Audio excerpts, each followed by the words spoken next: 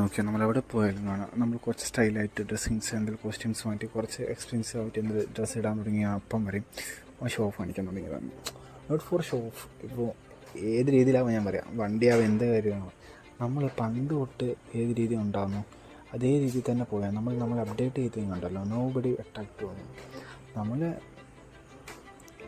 നമ്മൾ അപ്ഡേറ്റ് ചെയ്താൽ ബാക്കിയുള്ളവർ നമ്മളെ അട്രാക്റ്റ് ആവും, അത് കൺഫേമാണ്. കാരണം നമ്മൾ ഡേ ബൈ ഡേ ഏതെങ്കിലും ഒരു രീതി, ഇപ്പോൾ ബോഡി ആവും, നല്ലൊരു ഫിറ്റാക്കും, ജിമ്മിൽ പോകുന്നു, ഡ്രസ്സിങ്സ് ആവും, ഒരു നമ്മളെക്കൊണ്ട് പറ്റുന്ന രീതി ഡേ ബൈ ഇമ്പ്രൂവ് ആക്കുന്നു. Watch, perfume, hair style, face, ഇങ്ങനെ സ്കിൻ കെയർ, ഇങ്ങനെ കുറേ കാര്യങ്ങളുണ്ട്. എല്ലാ കാര്യങ്ങളും നമ്മൾ ഡേ ബൈ അപ്ഡേറ്റ് ആയിക്കൊണ്ടിരിക്കുന്നത്. ആൾക്കാരെന്ന് പറയും സ്വന്തം അപ്ഡേറ്റ് ആകുന്നുണ്ട്. അപ്പോൾ ഇവനിലെന്തോ ഉണ്ട്, ഇവൻ എന്ത് പറഞ്ഞാലും ഇനി അപ്ഡേറ്റ് ആവും, അങ്ങനെ ഒരു പോസിറ്റീവ് വരണം.